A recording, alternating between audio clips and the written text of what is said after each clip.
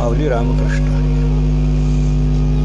या जगामध्ये एकोपा नांदावा आणि म्हणून अनेक साधू सज्जनांनी ऋषी मुनींनी तप आणि त्यागीनी वसुदेव कुटुंबकम ही भावना समाजात ज्ञानोबराय सुद्धा म्हणतात। जे खळांची व्यंकटे सांडू तया सत्कर्मरती वाढू आणि भूता परस्परे जडो मैत्र जीवांचे। ज्या माणसामध्ये खळवृत्ती आहे, वाईट वृत्ती आहे, त्या माणसातल्या खळवृत्तीचा नाश व्हावा।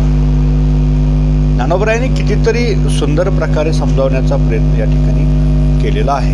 महाराज म्हणतात की जे खळांची व्यंकटे सांडो तया सत्कर्मरती वाढो भूता परस्परे जडो मैत्र जीवांचे। एकमेकांमध्ये प्रेम निर्माण व्हावं, आपुलकीची भावना निर्माण व्हावी आणि हे जे जग आहे ते एका कुटुंबाप्रमाणे नांदावं। ज्ञानोबराया महाराष्ट्रामध्ये असताना सुद्धा ज्ञानोबरायांनी समाजापुढं मांडताना साऱ्या विश्वाचं खऱ्या अर्थानं हे कुटुंब आहे हे समाजापुढं मांडलं।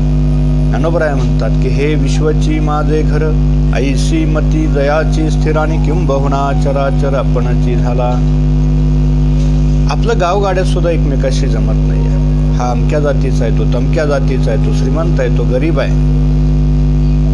मग कधी वर्ण आहे, कधी राहणीमान आहे, कधी श्रीमंत आहे, या गोष्टीमधून विवाद होतात। आणि संतांची जी भावना आहे ही संतांची भावना वसुदेव कुटुंबकम ही आहे। ह्या विश्वातली सगळी माणसं एक आहेत, एका परमपिता परमात्मा पांडुरंगाची मुलं आहेत। आणि हे असताना सुद्धा आज आम्ही आमच्यामध्ये वादविवाद तयार होतोय। आणि हा वाद कशासाठी आहे? कधी सत्तेसाठी आहे, कधी संपत्तीसाठी आहे।